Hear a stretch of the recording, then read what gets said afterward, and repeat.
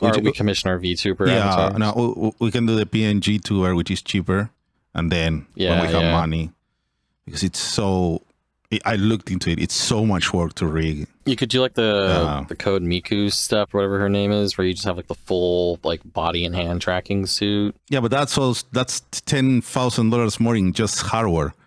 Yeah, exactly. Like, come on, you gotta be only the best for powerful. Only the best for power. We're gonna talk about power metal and with full body tracking. Yes, VTubing for anime avatars. You see, if we did reaction videos, we could afford this. I mean, yeah, I know. Yeah, you're right. You're right. You're right.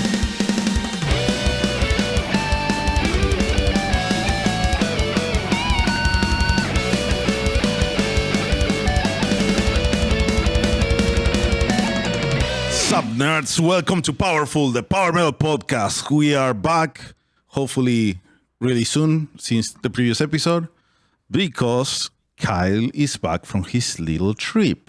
Right, Kyle? That's right. I am back from, I will call it a big trip because it was mad with power, baby. You know we're always going. Yeah. I'm always there. It doesn't matter. I'm there having a good time with the beer and the cheese curds and the cool people, and there's some bands there too. So we get to talk about that whole experience here today. Yeah, it's a really cool idea to actually put some bands in between the Maui Power. Makes it more of a thing, right? It's a nice bonus, you know? It's a nice bonus that you get. So, I did not go this year. There was no surprise Fernando trip. I wasn't counting it out until, the final encore song happened. So much hope. But there was no Fernando this year. That's not normal. It was a very special occasion. So now I am on the side of the audience. Once again, Kyle, you need to tell me about everything because sadly I couldn't even follow the stream. The day job got in the way of life. But yikes! Gotta eat, gotta pay the bills. So were you able to catch anything, or is it pretty much just? I caught half the set of I don't even remember what band, and I was destroyed and half asleep.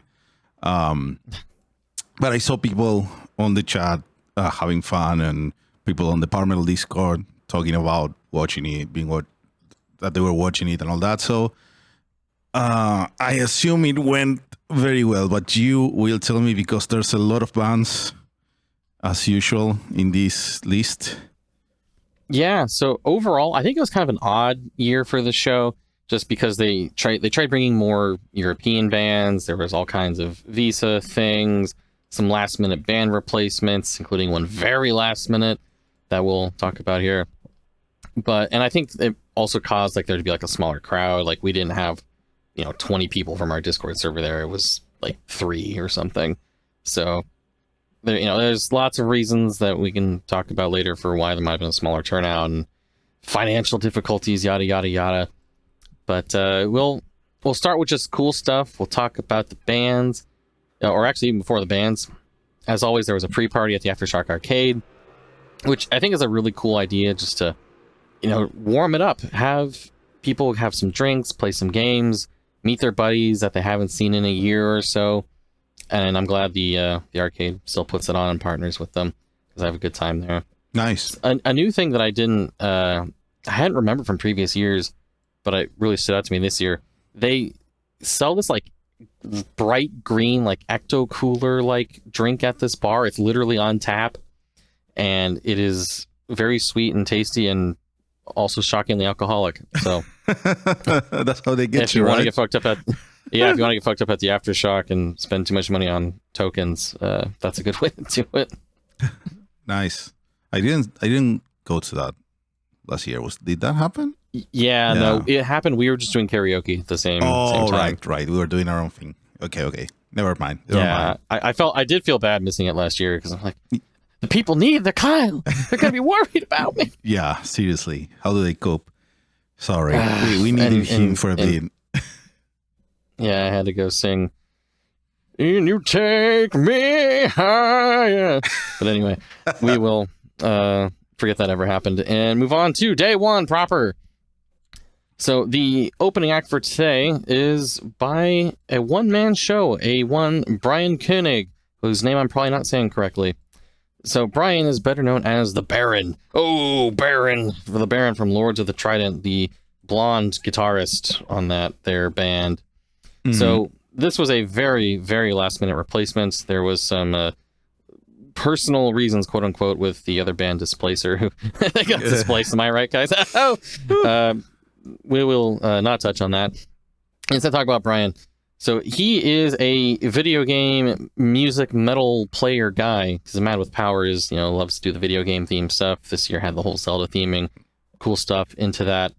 So he did his one-man show, basically playing his like solo stuff, which was music from various video games. Which was what all was it? There was some Final Fantasy, some Zelda, some Undertale. There was Castlevania. That's it. Started with a lot of Castlevania and a lot of Final Fantasy. A little bit of other stuff, some Zelda and some Undertale mixed in there in the middle. Bubble Bobble was another one. I think my favorite song of the ones he played was the Chocobo song from Final Fantasy, because that's more of like almost like a country, like a hoedown type of song done in like this with like power metal-ish stylings, along with a montage of various Chocobo things from Final Fantasy. So that was a lot of fun. Overall, go ahead. Can I say I absolutely love the Bubble Bubble music? It's so good. Yeah. he introduced that one of like, you cannot not be happy. Yeah, with exactly. This one it's playing. Pure happiness. Yeah, so that was a good one. I actually played a little bit of that at the arcade the night before. Nice. So then going into, I'm like, oh hey, this is what it would have sounded like if I could hear it. So it's a fun way to start the show. I do think Brian's not like the most like out there like showman, so to speak. Like he's in Lords, and Lords I think really just kind of relies on Ty's nonsense. So there wasn't a whole lot of like show offiness going here. It's just like video game footage and him playing the songs, which it works. It's the first show, and it was an on-brand one for this. He has like I think he does performances at Magfest, which is like, so you know how Metal Power is basically like power metal with some video games thrown in. Yeah, Magfest is basically video games with some heavy metal and other music stuff thrown in. I see. So you can kind of get like your opposite stylings there. I need to try Magfest at some point. It kind of looks like fun. Might be cringe, but it might be fun.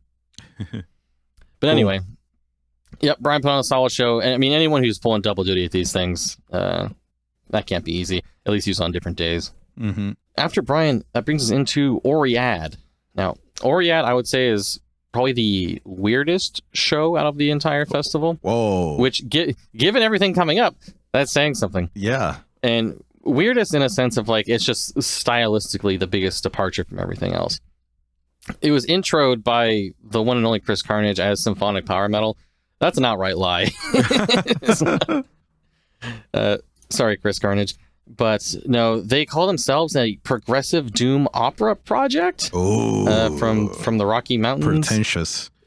Yeah, that is. I would say goth theater kid energy is a good way to put it. Makes sense. Yeah, I can imagine it. So they've got this like intro with the drum, like the tribal drums, and the girl comes out. She's got her like fancy dress and is barefoot and like doing this like exotic dancing. And it's a very like atmospheric and like kind of spooky vibe they're kind of going for. When they get into the actual metal, it becomes clear that like the main girl is I think her name is Moira Murphy, is the like she's the star of the show here, because she's got like one of those headset microphones that like theater people do. Yeah.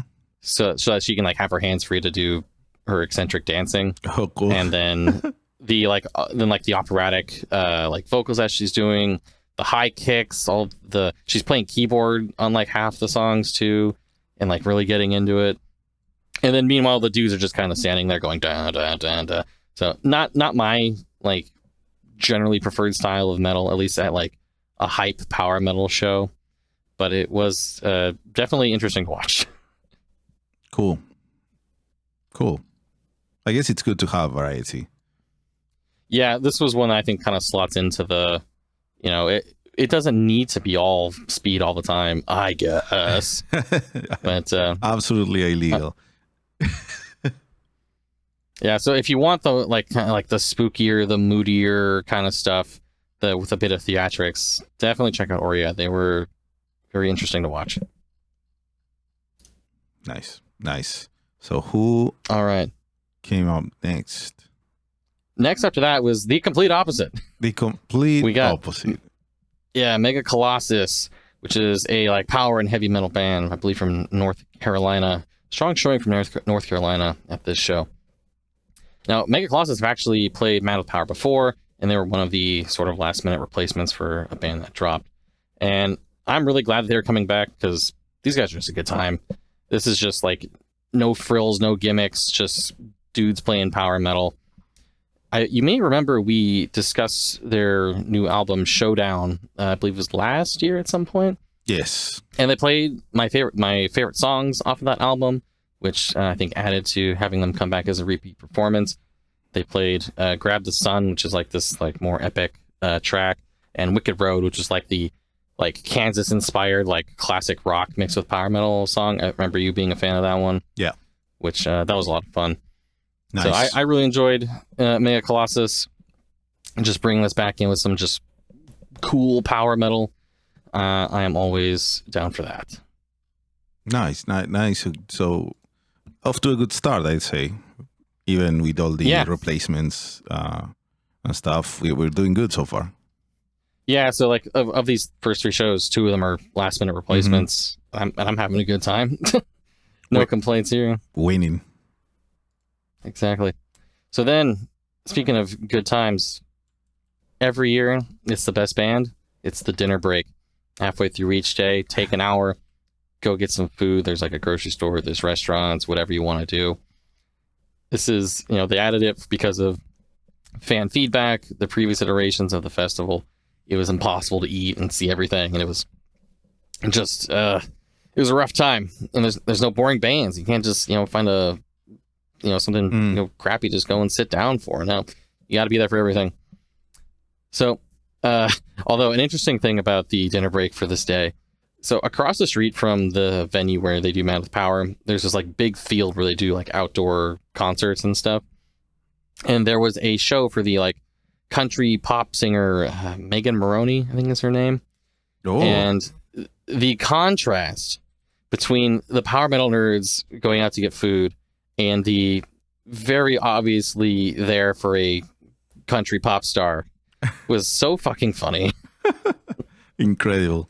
Yeah, because it's like, oh, here's the black shirts and the long hair, and then there's the denim skirts and the cowboy boots and the blonde hair and all the skin tones between the video game players and the normies.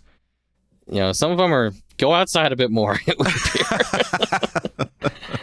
Oh man, that's great. That's something that's awesome. Yeah, so we're just sitting outside, just listening to the outdoor concert. And why do these people even pay to go to the concert? You can sit outside and listen to it just fine. Oh, that would have been fun. I hope some internationals got to see that, because that feels like a true US experience to see all the people going to a country show. Yes, it was very US. I can't. There were very few international attendees this year. It sounds like. Yeah. There were probably not very few. But if you want some, true bleeding red, white, and blue country stuff, there you go. You would have the overlap with the power metal there, which, of course, we like to feel like we're better than them. Oh, we have obscure music tastes. Anyway. I looked up the girl and she's got like 10 million Spotify listeners or whatever. I'm like, okay. That is more than every power metal band ever combined, probably. Yes. But whatever. We're proud of being a small community, okay? I guess so, yeah. So speaking of, just Americans being weird, let's talk about the Dread Crew of Oddwood coming back after the dinner break. The Heavy Mahogany Band, as they call themselves, as they're doing like the folky pirate thing. but without any guitars. It's lutes and flutes and accordion and standing bass. No like electric stuff going on here. Standing bass. Yeah. Isn't that what it's called? With No. the big upright thing. Upright bass. That Upright. I could have sworn she was standing, okay? yeah, and playing I know, the bass. But it's either the upright bass or the double bass. Those are the two names. Upright it is. But anyway, this was a show I've been looking forward to for a long time.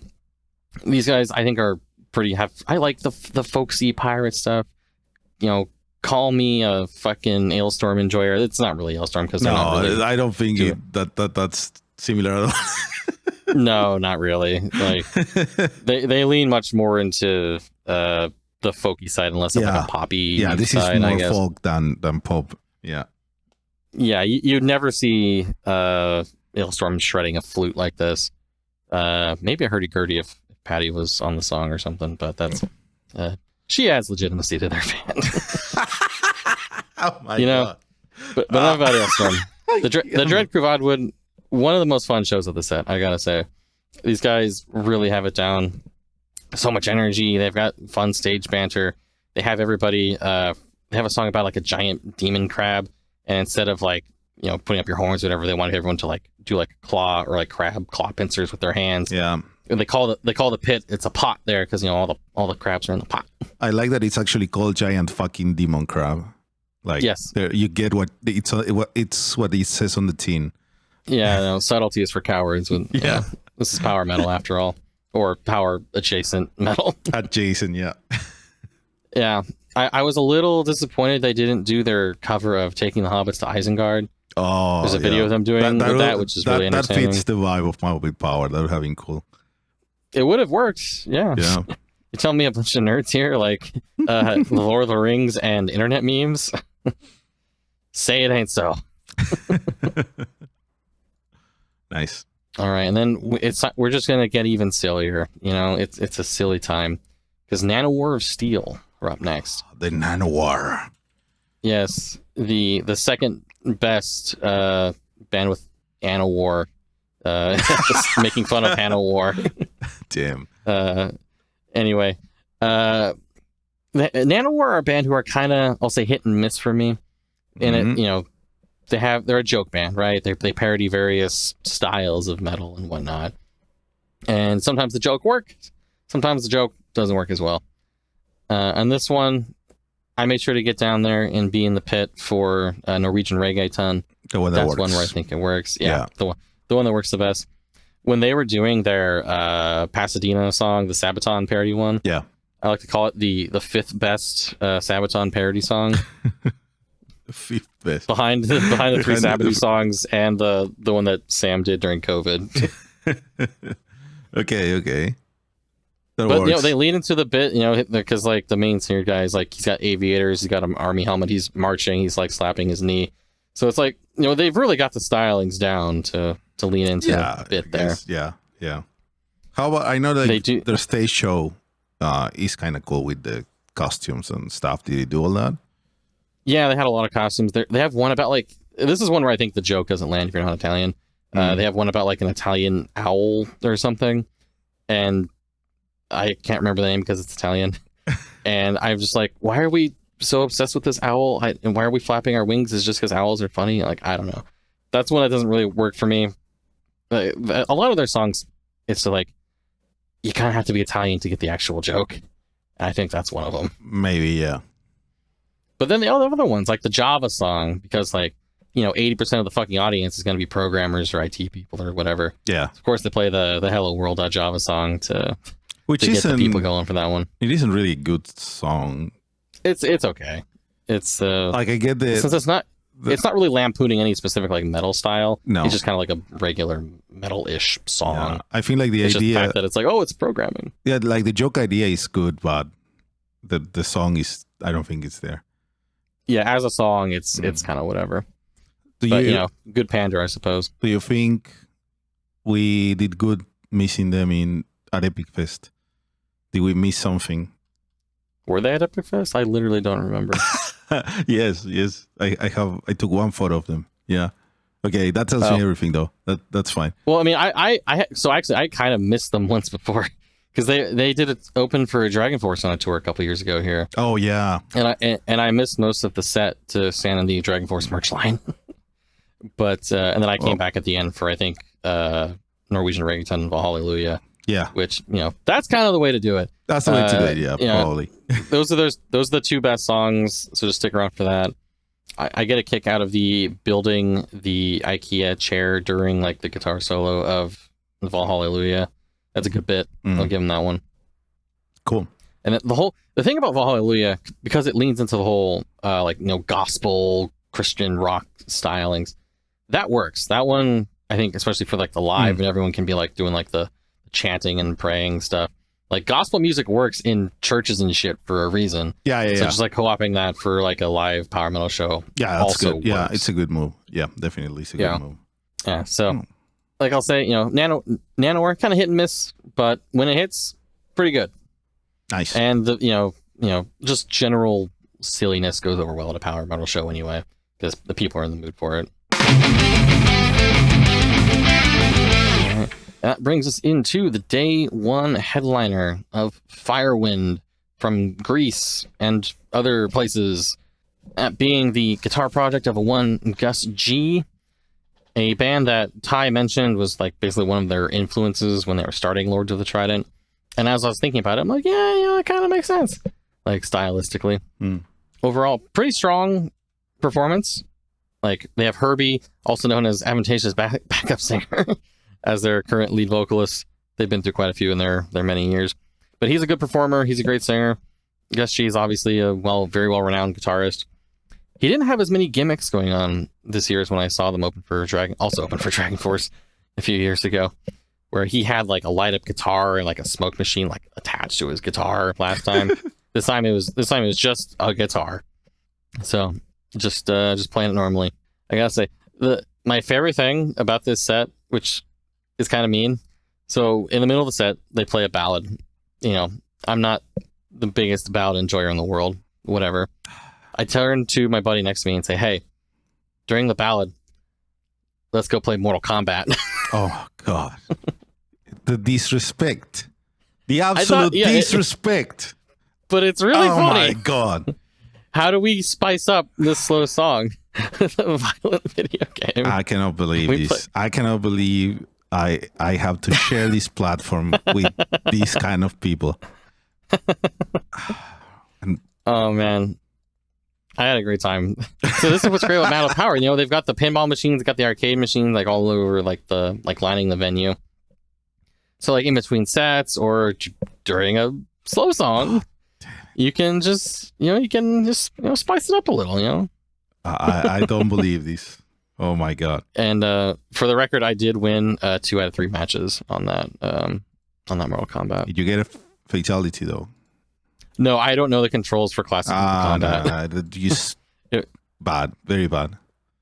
I don't even remember the fatalities on the Mortal Kombat I did play, which was Mortal Kombat 9 on the Xbox 360. Even that was a decade ago. More than that, Jesus. Bad, but very bad. The controls are very different. But anyway, Firewind, good job. I'm sorry I disrespected your battle by playing Mortal Kombat, but to be fair, it was very funny. I guess to you. So that's what matters, Fernando. Yeah, I know. So that's the end of Friday, or do you have more? That's the end of day one. On Friday. Well, of course we have the after party. Oh, yes. We have our like unofficial after party at the Hotel Indigo across the street, which the hotel very kindly accommodates us, as my friends are just giving out free booze, free snacks for any and all cool people who show up to the after party. They really don't have to accommodate us, but they have been doing it for like 5 years now, which I think is very nice of them to just give us a space to hang out and be rowdy, because like we're not exactly being quiet. People are playing music, there's lots of conversations, people are sometimes singing along to whatever music is being played. Yeah, they have started kicking us out at like 3:30. I guess they need to like set up other stuff, or maybe they just are sick of us by that point. But it's a respectable time, and most people kind of filed out by that point anyway. But we could go harder. Yeah, but that's very nice. Like the one that I attended last year was very nice. The hotel is really lenient. That's really good. Really good. That keeps up. Very nice. Yeah, I've never heard like anyone like on the fest like officially promote this after party. I'm sure they're aware of it. It's not exactly like a secret, but I think they just probably like distance themselves from it just in case something went bad. Not that it would. It's not They officially say, that's sanctioned. just people doing their own thing. This is the official and unofficial for the people that stay there, basically, because it obviously emerges from a bunch of people that go to a fest staying in the same hotel. Yeah, and it's close to the venue. And really, like, part of the reason I stay at that hotel now is because the party is there and they let us do it. And it's really nice when it's like 3 a.m. and you need to go to bed to just go right upstairs as opposed to, walking 20 minutes or trying to call an Uber. Like, they're making more business this way. Yeah, it's not like we're really clearly scaring anybody off because there's nobody else there who knows about it. Although there was a bit of a drama this year. Ooh. So you remember when I talked about the country thing happening right across the street? Yes. Well, they had like a, I don't know, pre-party gathering or whatever, like in the hotel bar area, which is basically where we have our after party. Oh no. And for whatever reason, like all of the furniture, all the like chairs and tables have been moved out of where we normally hang out. Oh no. I guess to accommodate the like because there were hundreds and hundreds of like these fucking country people there, right? And like they just hadn't put the furniture back, so like we're all just like sitting on the floor during our after party on day one. Oh my god, that's cool. Which was very metal, very we may do very anti 30-year-olds, but very very metal. Yeah, as we're all just like sitting cross-legged in a circle. It's like, oh, we're in elementary school again, except we're less flexible. Yeah, gotta stretch people. You'll need it one day for an after party without furniture. Yeah, well, it did come back the next day. Spoilers, and we were all like, "Thank God." Nice. Because day 2 is upon us, and like as is tradition, we have the cheese curd massacre. That's Saturday in the summers at Madison. They have their farmers market. All these vendors in a big like circle around the Capitol building. We always get a big gathering of Mount of Power attendees to go and just be a giant mass swarming the farmers market, buying out a bunch of cheese curds. It's always really funny to watch other people's reactions to us here because they're just, regular people going about their business at the farmers market. Who are all these scary people with their battle jackets and their long hair? It's like, oh my God, it's terrifying. So we usually get, some funny looks. Some people ask like, what's going on? I had one person ask us what we were protesting. That makes sense. Like, that makes sense. We're protesting. Currently. Yeah, protesting bad vibes. Okay. Yeah, nice. And also like it changed dates this year, so even if someone was starting to catch on, you just catch them off guard in a different month. Yeah, it was because it's in June this year instead of August, so maybe people were a little thrown off by that if they had been. Yeah. Like the regular stall vendors or something might have been like, something seems off today. Yeah.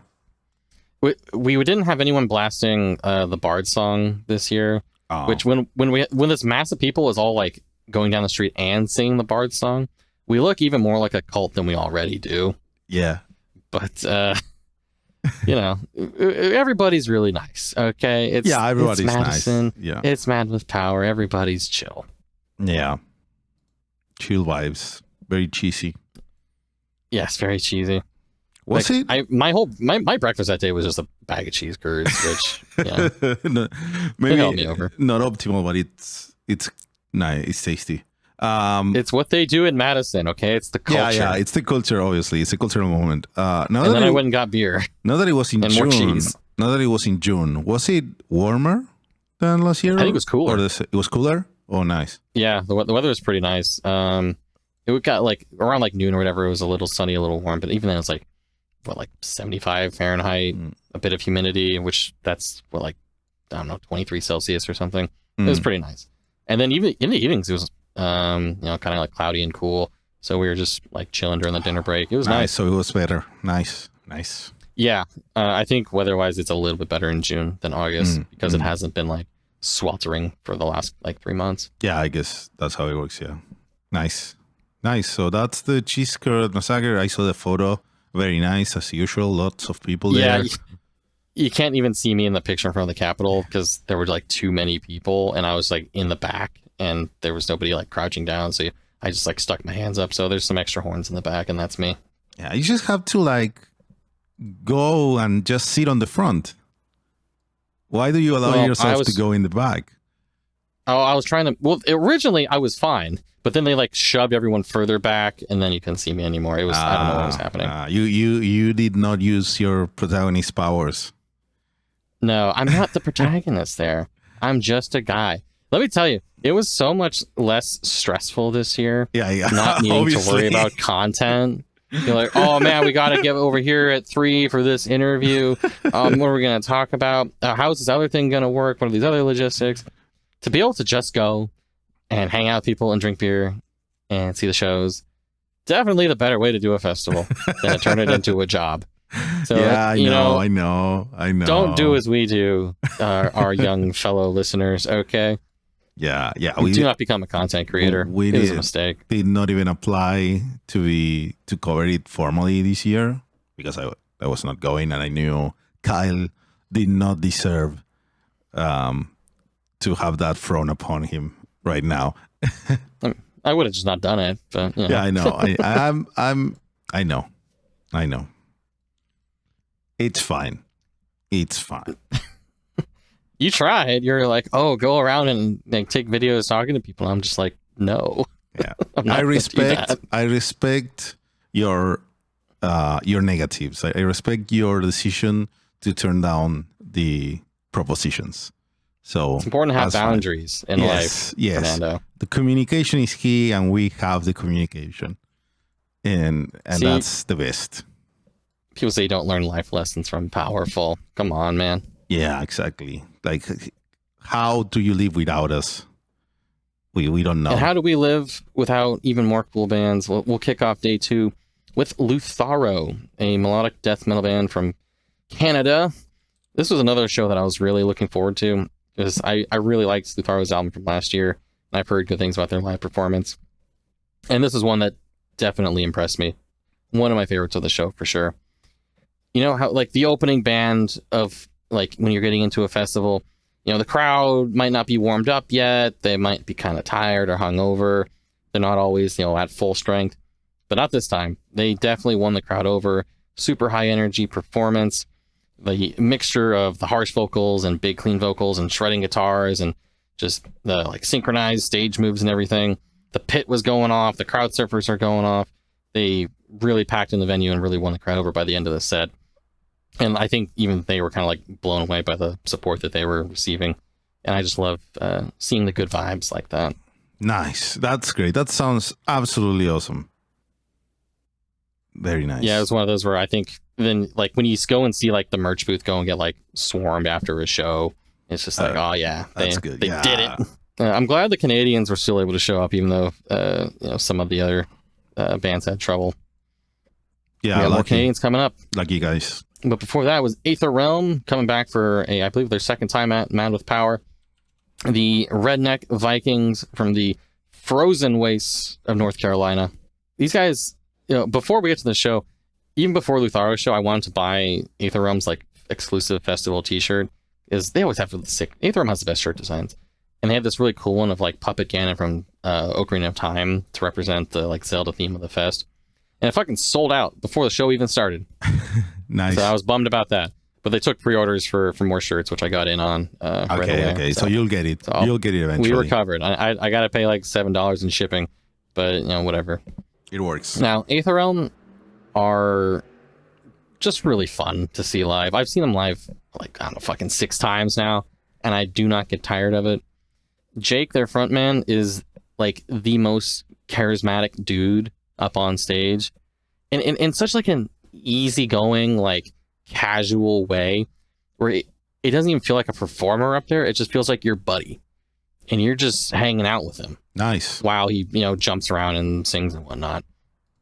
and like in between songs, he makes it look so easy, but it's just it's impossible to not love these guys when you're watching them live. And they're bringing the powerful metal, they're bringing the hype. Like one of my favorite songs there's is The Magician, and during the intro to that they like set up the wall of death, which I forgot to mention, during Nanowar set, instead of a wall of death they had a wall of love where everyone ran together and gave hugs to each other. Oh, that's so nice. That's so mad with power of them. Exactly. And then Aether Realm, I think some people had hugs during Aether Realm's wall of death. I wasn't hugged. I was getting tossed around by a regular wall of death. But so be it. It's love in its own way. I really like that whoever filled the set list for the Aether Realm show, they made sure to say that the sun, the moon, the star is like the entire song, like we did between brackets. Yes, because sometimes they do a shorter version. Yeah, but usually which is only like 12 minutes instead of 20. Yeah, but like usually you notate the version that's different from the original, right? But the fact that it is the original is entire song. Stand out. This is the important, yeah. Although I do want to say, I don't think they should do the Sun, the Moon, the Stars at these live shows, or at least not when they don't have a headlining set, because that song is like half the fucking set. Yeah, it's 5 songs here.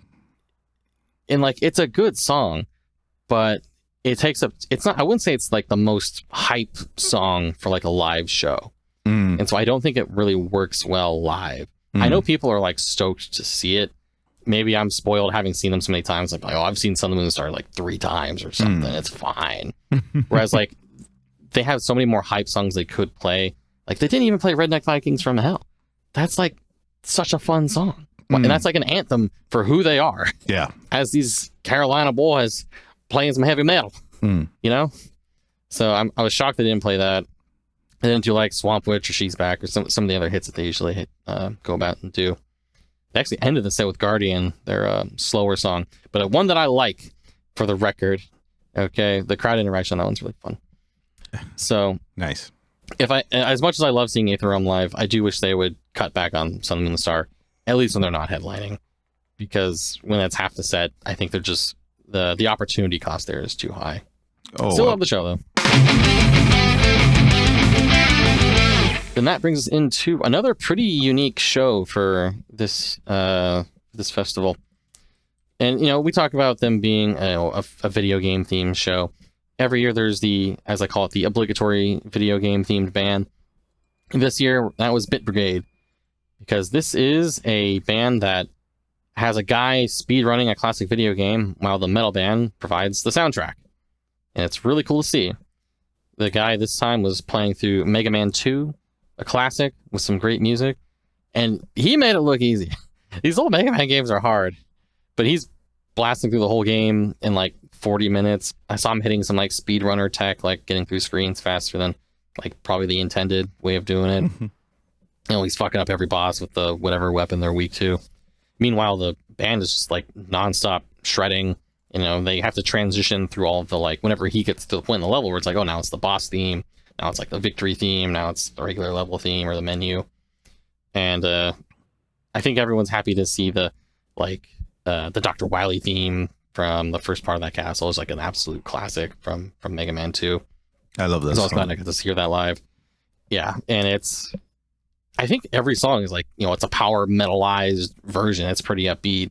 Like, their drummer looked like he was gonna fucking die like this whole set, but he didn't. He made it through.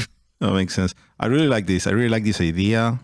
It's something that I thought of doing back in the anime band days, back in 2010, 2009.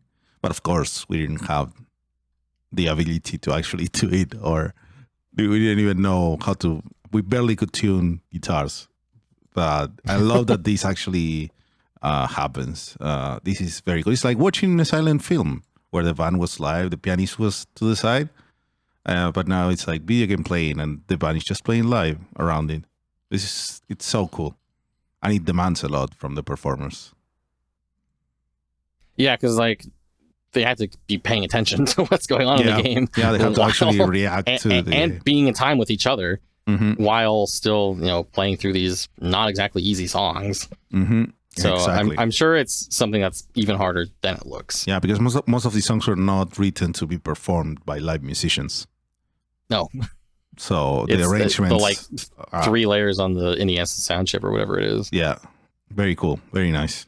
Yeah, I'm really glad that they got to very do that. appropriate. Because they were gonna do this like 4 years ago, but they were one of the bands. I think it was after COVID they had to drop out. One of the guitarists in Bit Brigade is Taylor Washington, former podcast appearance. He really needs to work on that there Paladin. Supposedly it still exists. It's supposedly like they haven't done anything in forever, and Taylor is they're touring with Aether Realm, and they said they might play some new stuff there. So it's alive. Sign of life. I'm counting. Okay. If you say so, because he's on Theocracy. Yeah, and that probably takes precedence over anything else. Yeah, between this and all the Theocracy stuff at Epic Fest, I think I've seen him more than any other live musician this year.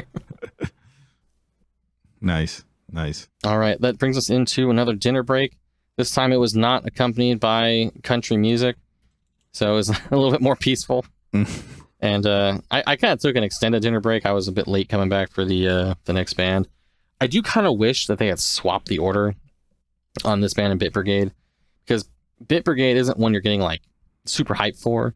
So like I think that would be a good post dinner kind of like chill for half a second. Yeah, do your digestion while watching the video game speedrunners. Exactly. Yeah. You know how last year I think they had Magic Sword right after the dinner break? That was perfect. Yeah, I was so dead. I didn't make it to the venue. Especially on day 2. Like, you're feeling it at that point. You're 9 bands in. So I don't think they really plan around that. They just kind of go in the order of, okay, this is like the prestigious band or third most prestigious or whatever. Yeah. So they go here.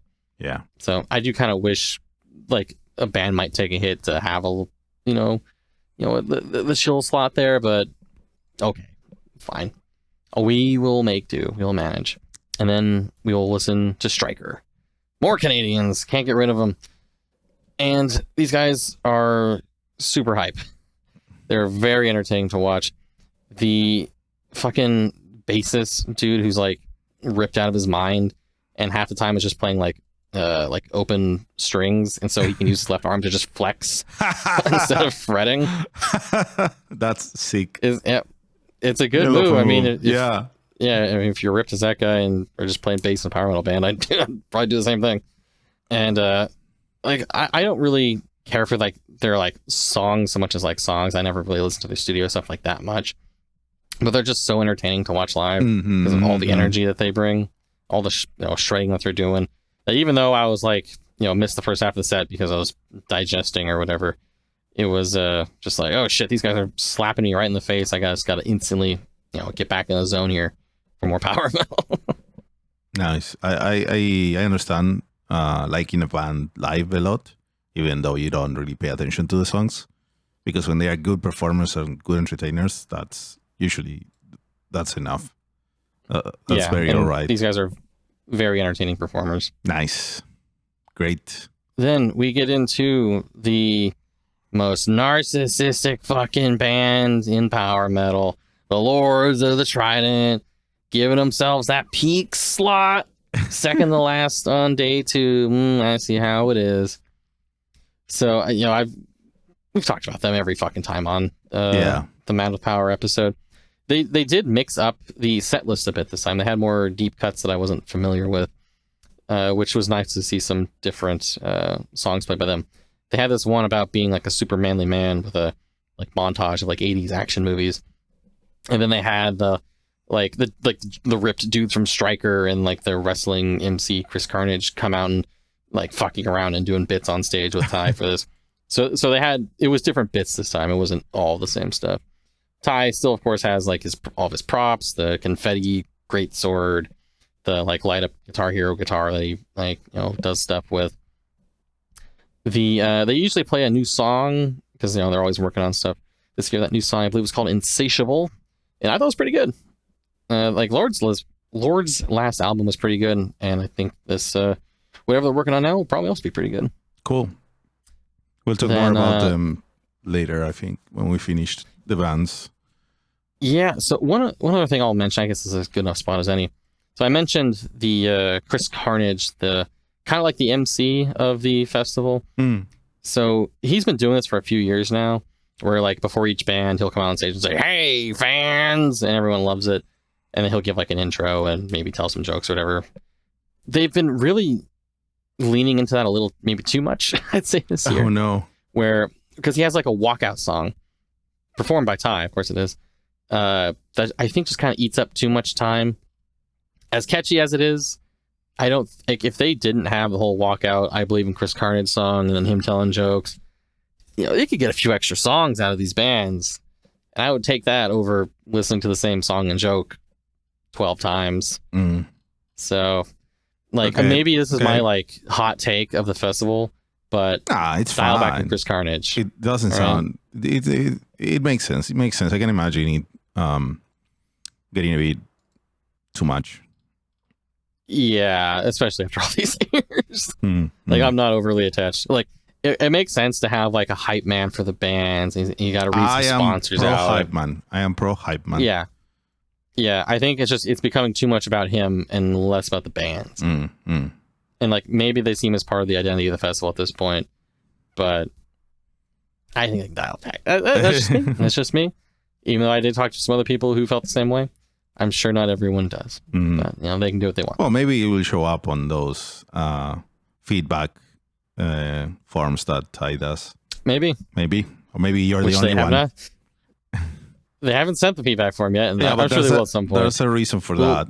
There's reasons. We'll get to that. Yeah, but how was the actual show? Like the set list? Did you like it? Did you enjoy it? Voice of the Trident? Yeah, the Voice of the Trident. Like, where do you like? Yeah, it was pretty good. Like the few songs that I knew of that they played were some of my favorites. Like stuff like These Tower Walls, which is like a really fast and shreddy one I really like. And they always end with the Pirates sing along song. I always like seeing them get all the other bands and the volunteers and stuff on stage. It's just as like a big community celebration. It does have the downside of kind of feeling like the end of the festival when it's not. And then like half the fucking people leave. Yeah, instead of sticking for the actual headliner. Yeah, it's a big problem that I don't know how they solve. Yeah, the feeling is off with that because it feels like a big finish always, and it's not. Yeah. And because so much of the audience of Mad with Power, especially on day 2, which I think always sells better, is it's locals or Midwesterners who are basically just kind of feel like they're there to see Lords of the Trident and then kind of tolerate the other bands.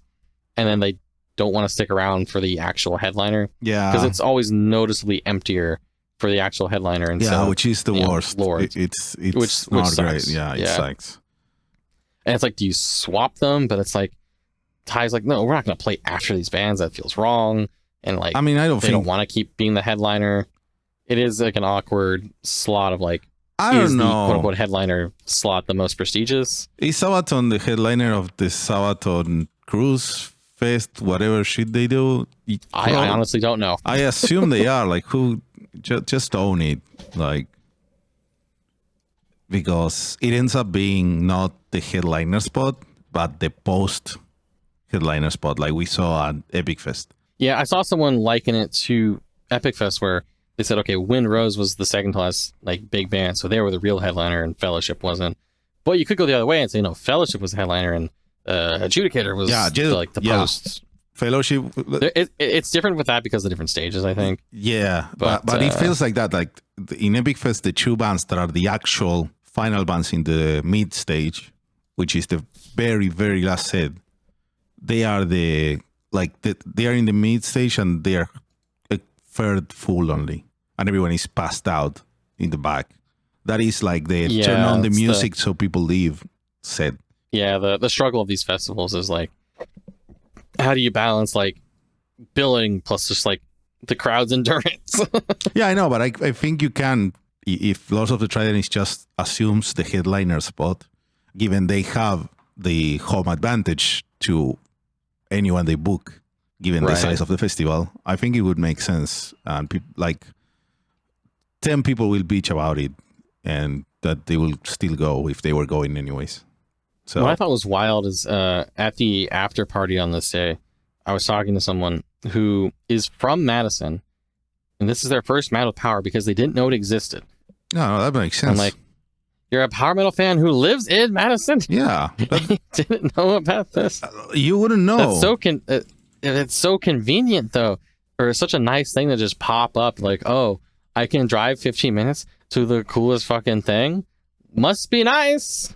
The thing, I'm not salty. I am not surprised, though, because marketing is really, really hard. You need to remember that we are part of a specific demographic that spends their time looking for festivals and shows on this very niche thing that we follow releases of very small bands. That most people don't do that. They live in a different world. Even though they like the music, they don't consume it like us, and they are not on top of anything. I am barely on top of things, and I have the podcast with you. And I don't know half the stuff that's going on in Buenos Aires. I know it's much more stuff going on, but Buenos Aires compared to Madison. yeah, but still, that's like, very different. It's not like the exact equivalence, but like shows happening in California around you because you are actually like paying attention and on the lookout for them all the time. But most people are not. They just don't. It never crossed their minds that they could pay attention to that and look at that and go to shows. Like we see on just like where your attention is or what your your algorithms are, yada yada. Not even your algorithms. Like maybe it's just the people you know, because like we even see from time to time in the power metal subreddit that someone will come in and say, "Hey, I was listening to this band and I found this place. Like, how do you find shows?" And someone tells them, "Where do you live?" "Oh, in this place." "Oh, they played last week there." And they are like, "What? How do you find out?" And like, if you're not actually tuned into the channels where this kind of marketing happens, because it's not like I don't think Ty is buying like, I don't know, a billboard, yeah, stuff like that you would see on the side of the street. So yeah, it makes sense. It's one of the difficulties of all this. Yeah, for sure. I think most like live show news and stuff happens on either Facebook or Instagram, and if you're not like actively like promoting seeing those things in your feed on those platforms, you're just not going to, man. And it's if your friends don't talk about it. Like end of last year, a friend told me, "Here, follow this account on Instagram," and it was Buenos Aires metal shows.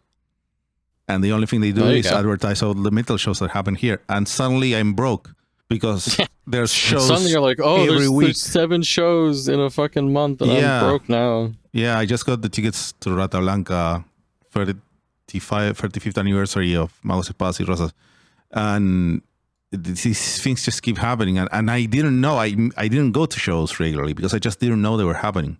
Because I'm that stupid, and most people are just like oblivious like that. So it makes sense. They're always doing fucking Latin American tours, and like you're a big ass city. Yeah, I know, but I'm not looking. So I find out when someone tells me, "Oh, I went to this show yesterday, and it was awesome." Oh, I fucking love that. I didn't know that was happening. That's like that. But anyways, to bring it back, because now we did this to the headliner because we didn't talk about the headliner yet. Yeah, well, we had stuff to talk about. All right, Dream Evil was the big headliner. Another band that Ty had mentioned is like a big influence on Lords of the Trident. I think that kind of makes sense as well. And so like this festival in particular for him, having Firewind and Dream Evil being like when he started his band, having like 2 of his influences now playing and headlining his own festival, is pretty cool. I was happy for him there. And so Dream Evil, I talked about them a bit at Prague Power last year. And my same thoughts basically apply in that, you know, that first album there, first couple albums, pretty fucking good. Later ones, not as good. They're fine, I guess. But man, the energy difference between with the band and the crowd, it is very palpable, I think, when they like, all right, now we're going to play a song from Dragon Slayer. And it's like, yes! But I don't like just being the guy that's like, oh, the old songs were better. Oh. But it's not my fault if they are. You know? Mm-hmm. Am I crazy, Fernando? No, I think it's what it is. I got a real kick out of their stage banter. It kind of gave like, I don't know, unrehearsed, like goofy old man vibes. Yeah, I can picture that so much. So one of their songs, the intro, like saying like, "Oh, do you guys like video games? Because this song was on like a skateboarding video game or something." And I was like, "This guy sounds like he's never touched a video game in his life." Yeah, Yeah, I think they had a song on Skate or something back in the day, but I got a real kick out of just the way he presented that. nice. Like these guys are still good performers and very good at what they do. I just wish half the songs had more energy than they do. But I think especially the last few, like the whole like encore bit is basically just older songs, especially some like the real crowd pleasers like the Chosen Ones. And even when they're playing the old songs, they still got it. They Nice. can do it. Nice. It's not like it's a shadow of its former self. Like it all still hits. Yeah, I've seen so many of those. So luckily, this is not the case. I think it was before one of those songs. He mentioned like, "Oh, our drummer's tired, and this next song is a fast one." I'm like, "Yeah, fast one." Hey, but they pulled it off. Nice. And it makes for like a really strong, heavy metal show. Now, I think this is the part where we would normally discuss the bands that are playing next year and what they announce in like a big, fancy produced video. However, that did not happen this year. Due to various difficulties, they are running into a bit of money problems with Man with Power. They had lots of visa stuff due to, they were, I think they were bold in getting as many non-American and Canadian bands as they were trying to. It was like 5 this year that they were going for. Mm. And 3 of them made it in. 2 did not, and they lost, 5 figures worth of money just down the drain on this, which really fucking sucks when they did basically everything right. And on top of that, they had lower ticket sales, which is a hard thing to combat. They're not getting international people this year because of reasons, and it's just economically a hard time for people, so they're not buying expensive plane tickets to Madison. Yes. So there's a lot of things going into this. Yeah, Ty has made a public post. It's also on the actual fest pages talking about like the aftermath of the show, all the good stuff like we've talked about here. But as we saw coming, because they had so many troubles with the international bands and their lower sales than previous years, because like you said, Kyle, like people are not traveling as much. Let's call it what it is, because it's the big spenders that travel. The international travelers are not going because a lot of people are not very keen to go into the US right now. The people that want to go in maybe can't, so it's so weird. And generally, money's tight for everyone. And getting to Madison is expensive for a lot of people. I'd say half the US, it's super expensive to get to Madison. There's not direct flights. You need to do combinations, and the hotels are super expensive. Or at least, I don't know if they were the same in June, but in August they were super expensive. I haven't been the one that books the hotel. It's my buddy that I always stay with that always books it, and I just Venmo him afterwards. So I don't know the exact price difference. I think I split the room with a total of 3 guys, including me, and it comes to like $100 a day, which that's not terrible for the nice hotel that we're staying with the party. Yeah, I guess that hotel is between 3 guys. But if it's 100 each, it is expensive. Yeah, it's not nothing. It's not nothing. And it's more than not nothing for a lot of people. That's it for most people that would attend this show. So my plane ticket was like $500 round trip, which is like on the cheaper side. It's usually more. Yeah. I think the most expensive was like $800 one year. That didn't feel great. No. But I did it. And it's within your country, and so it's understandable that a lot of people didn't go this year and might still not show up next year. And then something that he mentioned in this post also was that the loss of money with the new visa regulations for artists in the US, you just have to pay the extra $8,000 per band, because otherwise you don't get your visa. direct. Like it's basically extortion by now. And yeah, so they were saying that they were at the end of the festival. They were saying they're about 15 grand in the hole, which is not great. it's However, not great. a few weeks ago they said they were like 80 grand or something. So they were really, they came around on that. Mm-hmm. And they've been posting some updates. Literally while we were recording this episode, it looks like they posted again that they have actually, through donations, covered all of their losses. They covered all their losses 15 minutes into the recording of this episode.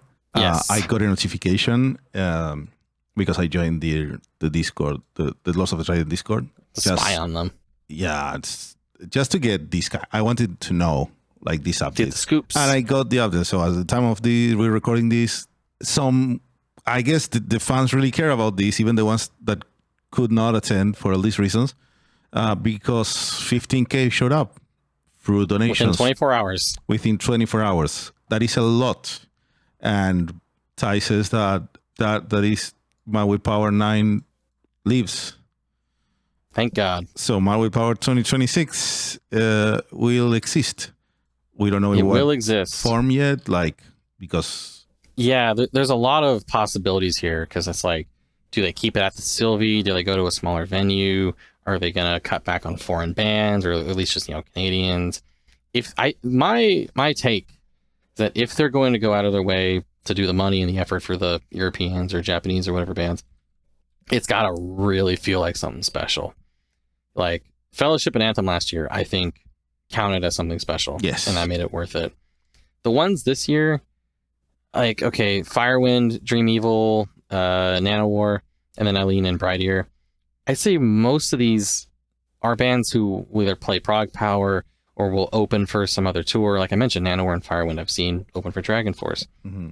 And it doesn't feel like it has, at least for me, the same level of draw to get like an okay European band for how expensive it is to bring them over. I do think, though, that Nanowar is not the same, because Nanowar is in a US tour, I think.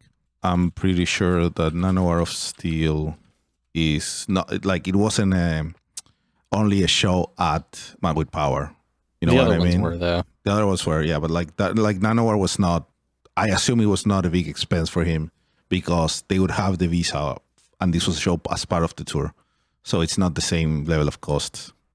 And Nanowar being a meme band probably brings in more people than the others. Yeah, because they are actually they are popular. They are a draw. So, but the other ones, yeah. So I think we and most of our friends agree that the festival maybe tried to grow too fast.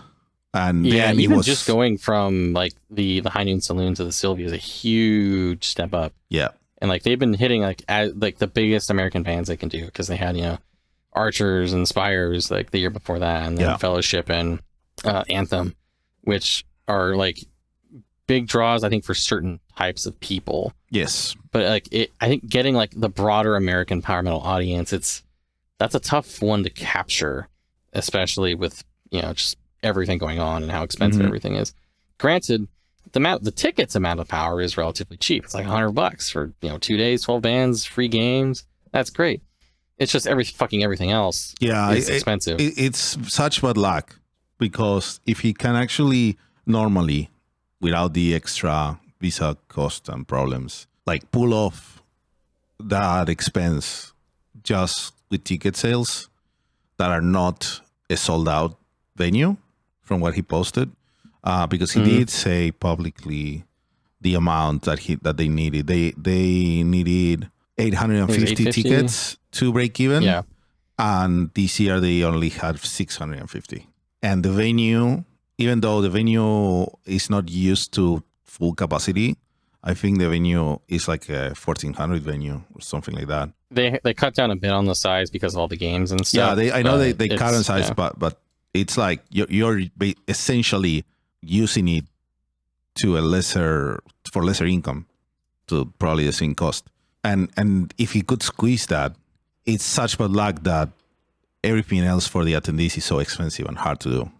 Like it's just not easy to get to Madison from even most of the US, which really sucks. Like most of the attendants are Midwesterners, some Southerners. I talked to, I think, a couple of people from like New York. Like the West Coast, like, is not easy to get there. Like I usually know a couple other people from the West Coast to go. This year it was me. I talked to one person from Portland. Who took the fucking train to Madison. Damn. Which, God bless him. That's a long ride. That's a long ride. So, there's a lot of people on the West Coast, man. Like but it's harder for us to go. I want more of us out there. Although I'll say at the after party when everyone's like, yeah, this might not happen next year. I was saying to some people, we could probably, if this whole event here in the last 30 minutes didn't just happen, of Man of Power guaranteeing its survival with these donations.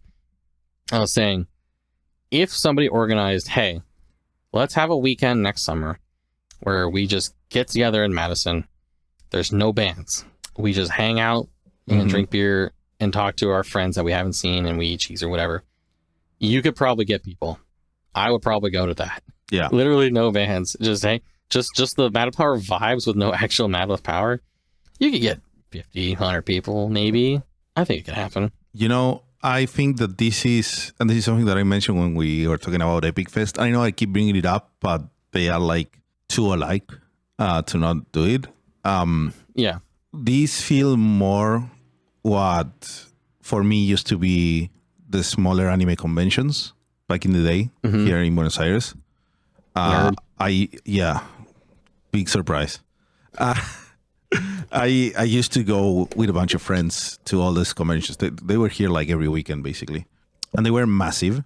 They weren't your San Diego Comic Con or stuff like that, which sound awful to go to, honestly. But the vibes were exactly the same as we had in Mad with Power and in Epic Fest. It's just some big venue, and you put people go that share some common interests, and they feel free to just interact with people that they know they will have at least some common ground, like guaranteed. And there's people with costumes, and essentially there's a lot of people doing cosplay, both of these things. Or there are people dressed as like elves and shit. And just this one. Honestly, just the baseline of a battle jacket fully decked out, that's already a bridge that people have to talk, because you're displaying what you like, and someone else can see it and say, oh yeah, that guy has a massive Blind Guardian patch with the album I like. He's my friend now. So it's so easy. Exactly. It is the easiest place in the world to, make friends if you're, this kind of person. And like, I remember from those anime conventions, like we always had live music. They were just normal, small bands doing covers, like the one that I had. And it was just something that happened as well. And sometimes it was a draw because there was an international act coming. There was some anime song vocalist coming. But sometimes it was just, the bands just happened at this time, and the rest, there's 12 hours of convention to go have fun. And I think those vibes are great. And I really like that. And I think that, like what you said is true. You can set up absolutely everything the same, not get all the bands, and you can probably still draw the crowd, because now it's happened so many times that it's enough that you form this community that also overlaps with, because it fits from the other big festivals, right? Because it's the same with Pro Power, just that they are skew older.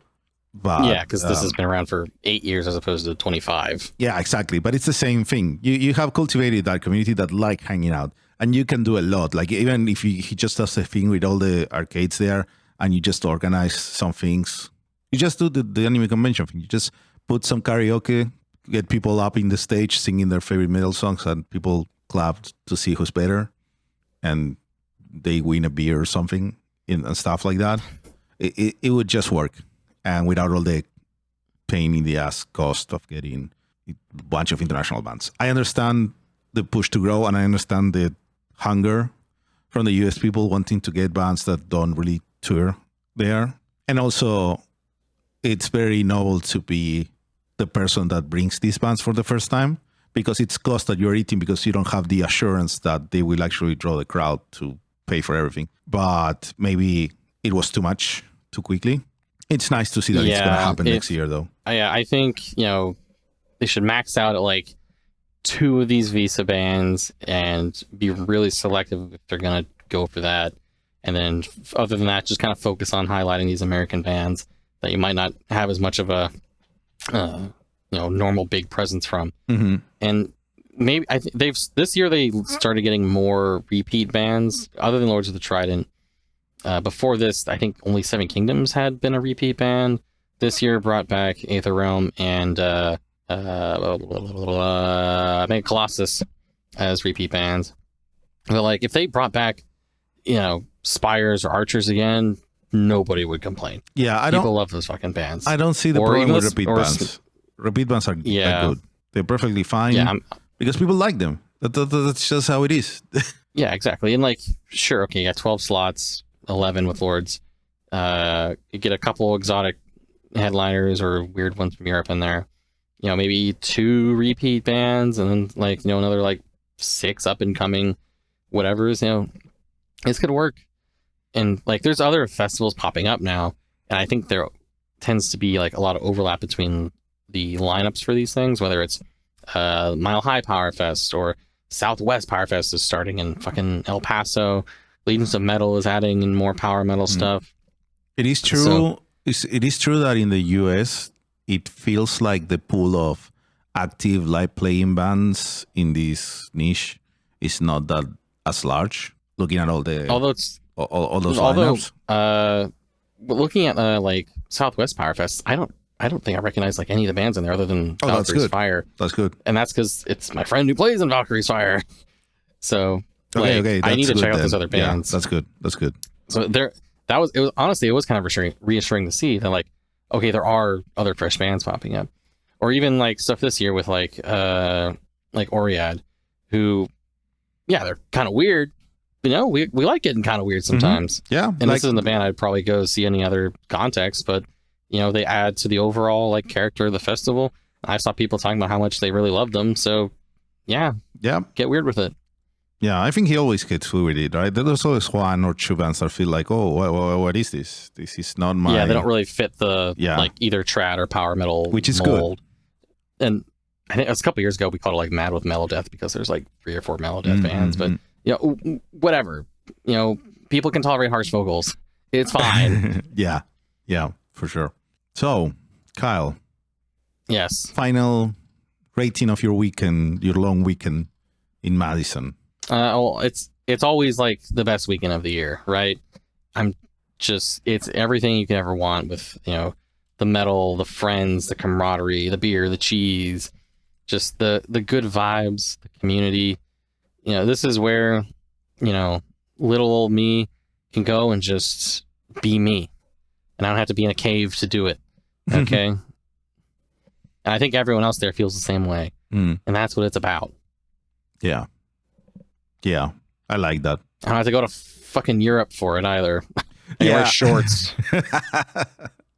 You could have, like, you went in summer, in spring. Don't make Europe just feel like it's cold all the time.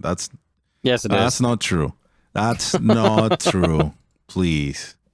Come on. Don't cry so much, you Californian, like, heaven living. Goddamn right.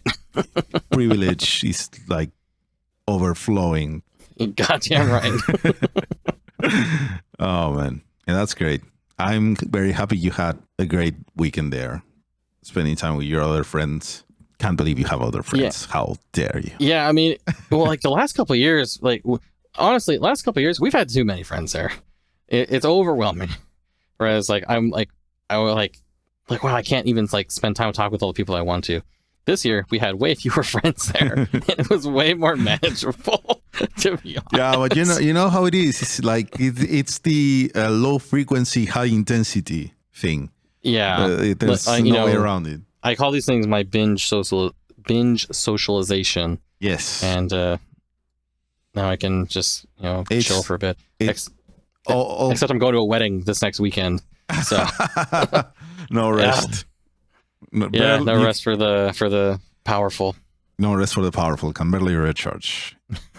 But okay, we are recording this on a work night, which is not normal for us because we wanted to get it while it was fresh on Kyle's brain.